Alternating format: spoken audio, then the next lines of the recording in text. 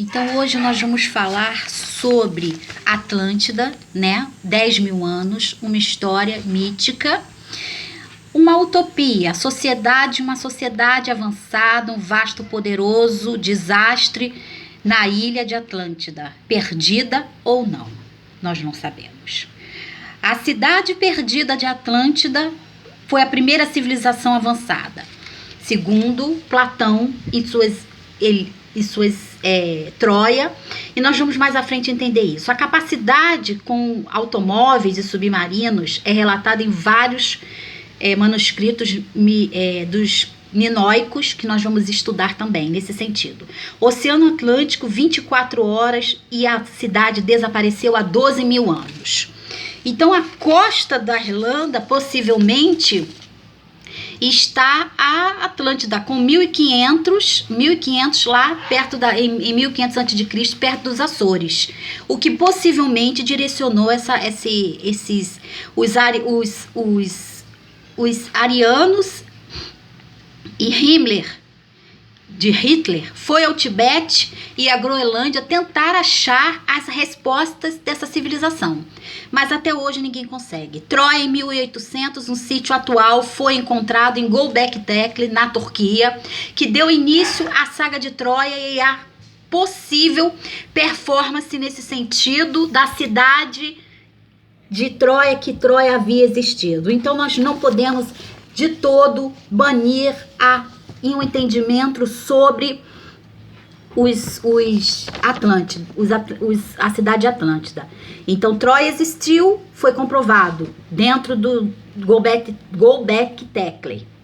Troia, em 1800, um sítio arqueológico foi descoberto. A base da lenda para Atlântida começa com os minoicos, ricos e lendas, a ilha de Creta.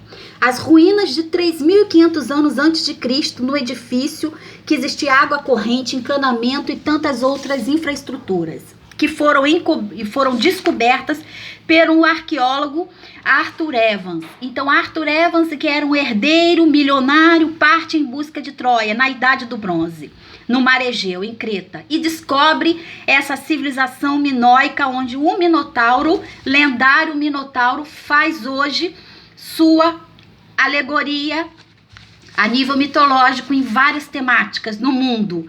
Chegaram à ilha de Troia, o palácio de Minócio, aonde o Minotauro existia, Minoico, rei do Minos, filho de Zeus, que era um deus. Então, Anatólio, na Turquia, 1200, em 120 anos antes de Cristo, 5.000 anos antes de Cristo, a agricultura e comércio desse povo, altamente avançado. E velejavam para Anatólia, Fenícia, Grécia, África e todos os lugares. Então eles tinham vasta cultura porque eles eram marítimos, muito mais do que os vikings. Então foi a primeira civilização no Mar Egeu que suplantou os vikings. Então eles produziam azeite, vinho, pinturas foram encontradas, eles tinham a pele morena, cultuavam os esportes, eram atléticos.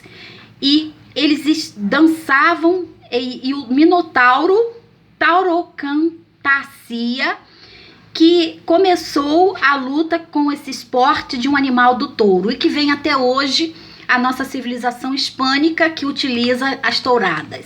Pode ser, nós não sabemos, tá? A deusa com 2 serpentes que foram encontradas no templo pelo Arthur Evans.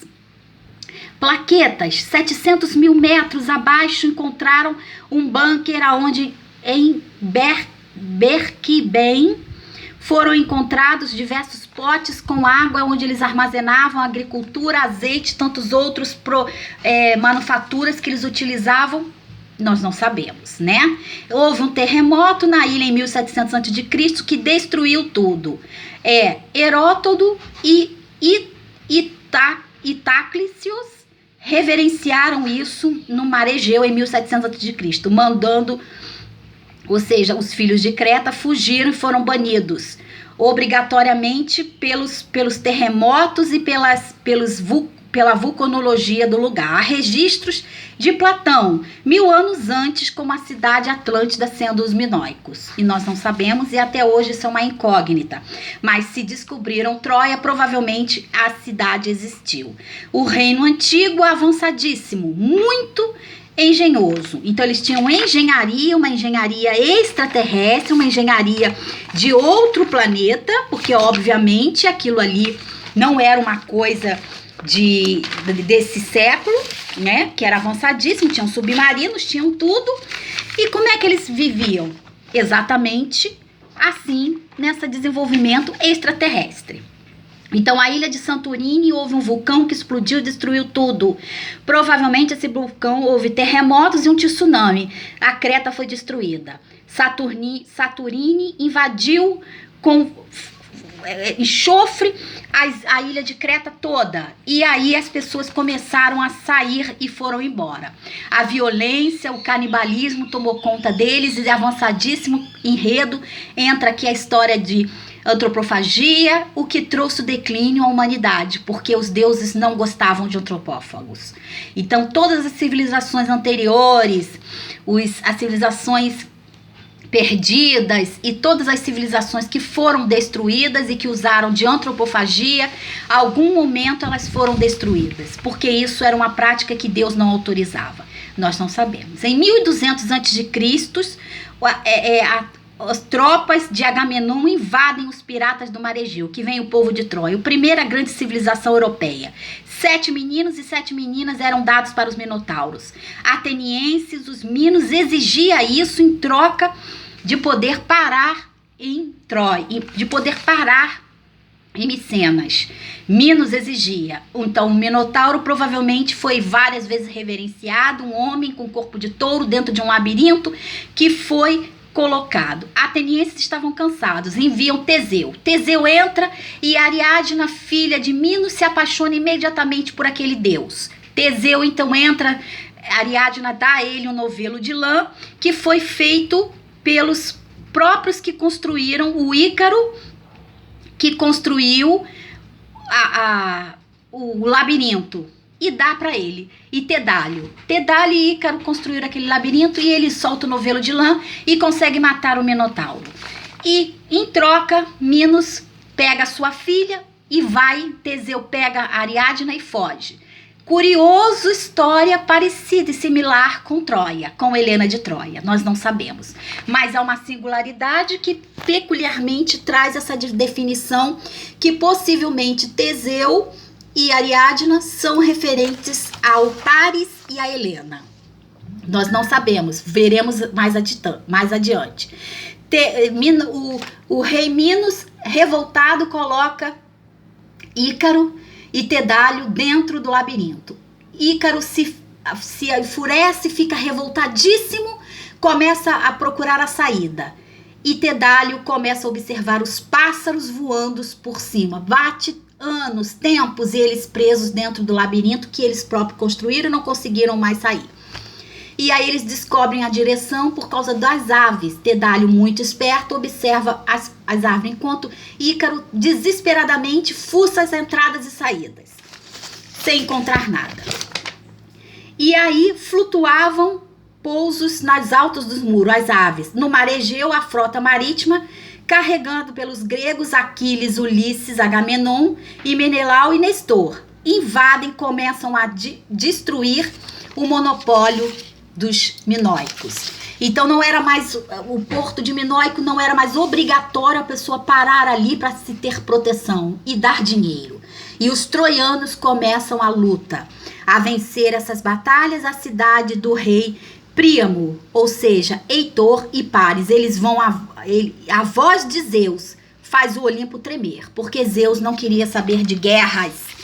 Zeus era um deus altamente pacífico e, segundo o seu reinado, ele era uma figura que não dispunha de brigas. Terríveis batalhas foram colocados diversos deuses no Tártaro devido à ira de Zeus. Zeus reuniu os 12, que são 12 signos, que são hoje os 12 deuses. Afrodite, Atenas, Ares, Zeus e Poseidon, que é o seu irmão, Afrodite, que é a deusa do amor, Apolo, que é o deus da luz, Atenas, que é o deus da razão, e Afrodite do amor, todos leal a Zeus. Mas aí eles sabem que alguma coisa está diferenciada, porque os troianos voltam para querer destruir os minoicos. E eles apontam para Afrodite. E é o quê? É Afrodite. As 3 deusas vão à terra e encontram um rapaz maravilhoso. Um rapaz filho de primos, um rei. E existe uma maçã. E a disputa dessa maçã faz com que as Afrodite, uma ofereça a Paris, o filho de Troia. 3 mulheres foram oferecidas. Eram 3 mulheres, ele tinha que escolher. Lindas deusas. Afrodite, Atenas e Hera. Afrodite a Hera oferece a ele a felicidade, a luta, né? A luta, a espada. Atenas oferece a ele os reinos da terra e Afrodite oferece a mulher mais bela do planeta. Então essa maçã de ouro, ele pega essa maçã de ouro simbolizando a energia que se encontra ali de afeto, de amor. A maçã é um símbolo amoroso, é um símbolo do paraíso? Nós não sabemos. É um símbolo bíblico? Mas ela é de ouro. Ela é de ouro porque ela contém a riqueza maior que é o amor. E ele fica com o amor. Ele prefere o amor e aí ele vai em encontro, ele fica e Afrodite o abençoa. Tá bom?